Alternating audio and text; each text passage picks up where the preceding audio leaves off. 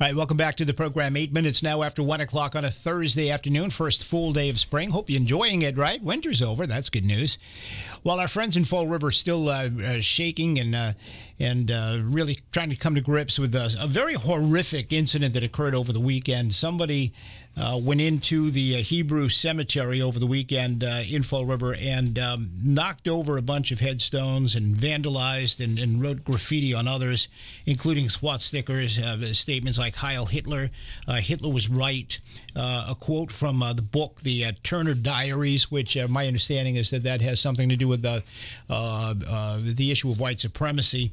And also the words, this is MAGA country. And we had seen last night on the internet that reports that the MAGA country comments were false. That was reported by Turtleboy Sports on the internet last night, that he had received a police report, and this is MAGA country. It was not part of the police report, but we have confirmed today with the police chief and with my next guest that, in fact, the words "this is MAGA country" was written in magic marker on one of the headstones. So now there is a couple of different rewards that are being offered for information about who caused this type of destruction at the cemetery in Fall River. Joining me on the line right now from Fall River, Police Sergeant J.T. Hoar with the Fall River Police Department. Sergeant, thanks for your time. Appreciate it. No problem at all.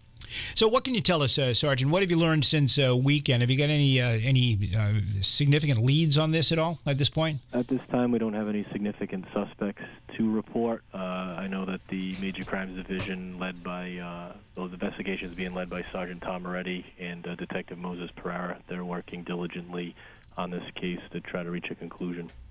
I know as of this morning, actually maybe as of last night, you guys knew about this, but we learned about it, I guess, by this morning, that the amount of damage that actually was inflicted upon that cemetery was considerably larger than what was first reported. Am I correct with that? That is correct. The initial investigation started on March 17th because the cemetery maintenance worker contacted us with some concerns that he discovered some gravestones that had been turned over, as well as several that he saw had some anti-Semitic remarks written on them with magic marker, and some of the statements that were written there were of concern of his, so he called the police. When that investigation happened, we were directed to a certain area of the cemetery, so our concentration was there. But as the days developed, essentially we decided on March 19th, on Tuesday, the entire Major Crimes Division did a complete canvass of the cemetery, fully inspected every grave site, and it's been determined now that there were a total of 59 gravestones that were defaced. Within that total, 2 of the stones were pushed over their bases on the ground. Well, in terms of the slogan, as you heard me state prior to bringing you on, this is MAGA country. There was some confusion in the press on the internet last night as to whether or not that statement was actually written on a gravestone. And in fact, you confirmed for me this morning that it was? Yes, one of the stones did have those remarks. Any other political graffiti other than this anti-Semitic stuff? Anything political? No. Nothing else? That was the only political thing? No, you had gone through the quote from the book, and then another one was ethnic cleansing was another one of the offensive remarks. So, Sergeant, I mean, Fall River's not particularly known for anti-Semitism. Not that, I mean, I've worked in Fall River for 12 years. I've lived near Fall River for most of my life. It's not known as a hotbed for anti-Semitic activity or white supremacist activity, for that matter. Is this something that caught you guys by surprise? Absolutely. I mean, Fall River is a diverse community with multiple races living in this community harmoniously. This is an investigation that we never wanted to do, but we're surprised when we had to. Has there been any kind of history at all of or any indication that anti-Semitic behavior was on the upswing? I know we had a rabbi on this week who indicated that the number of anti-Semitic reports to the state had increased considerably over, say, the last year. Has that been the case in Fall River, too? Have you guys had any kind of problem prior to this? No, we haven't, and that's why, I mean, to this magnitude is surprising, but more importantly, just the occurrence of it is surprising to us. What about white supremacists? Any known white supremacist groups that are active in Fall River or the Fall River area? none of that I can report at this time. We haven't had any issues with that whatsoever. Yeah.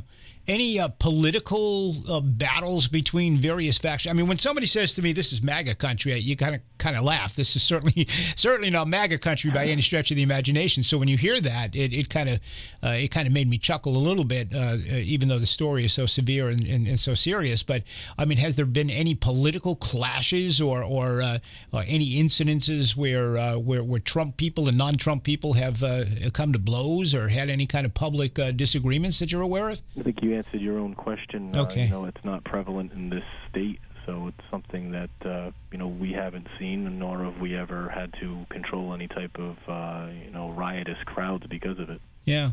What kind of security is at the cemetery? And I realize you don't want to say too much about that, but I mean, are there cameras? Are there lights? Or anything like that at all in that cemetery, the Hebrew cemetery? I believe it's got some lighting, probably not the best, as obviously it's a place where people go for eternal rest, but more importantly, the surveillance side of things, there wasn't any inside of the cemetery, but we're relying heavily on any of the neighboring residential homes or businesses nearby that may have caught either a suspicious vehicle or maybe even people of interest. So that video is being reviewed at this point? Yes, we're going through it with a fine-tooth comb, making sure that we uncover every single lead that we possibly can. And that's so important in today's day and age, as we found out in the Boston Marathon bombing, how important that video from businesses and homes can be. Yeah, it's second to just speaking to people and getting statements that formulate leads. The video is what can tie everything together. And sometimes it's all you have to work off of. I'm trying to get an image of where exactly the Hebrew cemetery is in Fall River. Is it in a residential or business neighborhood, or is it's a quiet residential area. This is something where I think the neighbors would probably have seen something that was out of the ordinary. So it struck us as odd that something like this would even occur. It's behind the Ocean State job lot area over there near the Route 24 interchange there with William S. Canning Boulevard. Oh, right, okay. Yeah, so you're out near the new casino in Tiverton, not far from there. Yes, exactly. So McMahon Street is not a heavily traveled street, as it is a dead end, but there are a few, ways off of that street. So as far as it being on, we have other cemeteries that are on, heavily traveled roads in this city, Oak Grove Avenue to be an example. This particular area is not well traveled, as I stated already. Yeah. Sergeant, has this been officially declared a hate crime at this point? Yes, it is. By statute, defacing property of another and then making reference to, hatred because of race classifies as a hate crime. So what does that mean in terms of obviously it's a very serious offense, but I mean in terms of the seriousness, when somebody is charged in a case like this, does it bring heavier sanctions or heavier penalties? I think the biggest thing we feel is the unrest in society and in the community that it's affecting. As far as the trigger lawfully, the penalty that it holds is all dependent on the type of charge that comes with it. But we're still in the infantile stages of this, so, the hate crime is taking the precedent. The vandalism is a felony, so there are different things that are involved in this investigation that can add to a heavier hand. So because of the designation of a hate crime, has this drawn the attention of state and federal authorities as well? Well, we notified the Federal Bureau of Investigation, and we are still leading the investigation, but we are working with them, looking at possible resources that they could bring to the investigation. How might they be able to help? Just an example, in terms of manpower, or does it go deeper? Yeah, I mean, that's the obvious. I think they bring investigative skill as well as forensic abilities. So obviously, we all see what the FBI is capable of. So we're speaking with them and determining, if they can play a part in this investigation. What struck me about this case, beside the "This is MAGA Country," but the quote from the Turner Diaries. I'd never even heard of the Turner Diaries until this happened. So whoever perpetrated this obviously has some knowledge into what was going to push the right buttons, right?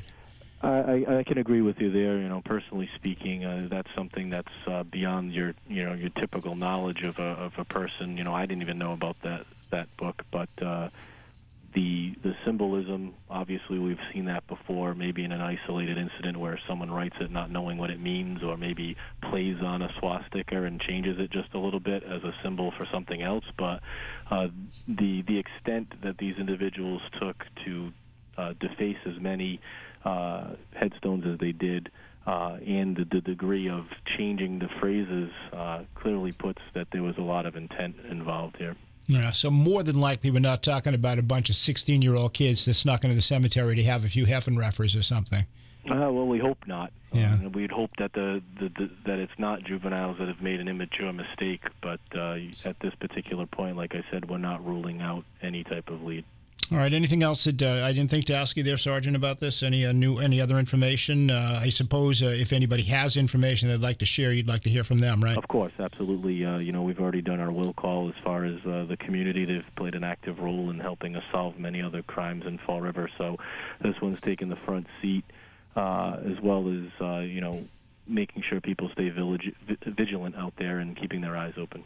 What's the best way for people to contact you if they do have any information to share? The Major Crimes Division of the Fall River Police, Sergeant Tom Moretti or Detective Moses Pereira. The direct line is 508-324-2796. Anonymous tips also can be received by us by using our tip line at 508-672-TIPS, so that's 8477. All right, Sergeant J.T. Hoar, the Fall River Police Department. Thanks for your time. Appreciate it very much. All right, thank you, sir. All right, and we'll stay on top of the story. We'll bring you new developments in it as we get them. And we got some other stories that are very interesting, kind of tied, not necessarily to this particular case, but about the topic that we have been associating with all of this. But we're going to talk about a little bit more about that as we continue on. Stay with us. You're listening to 1420 WBSM.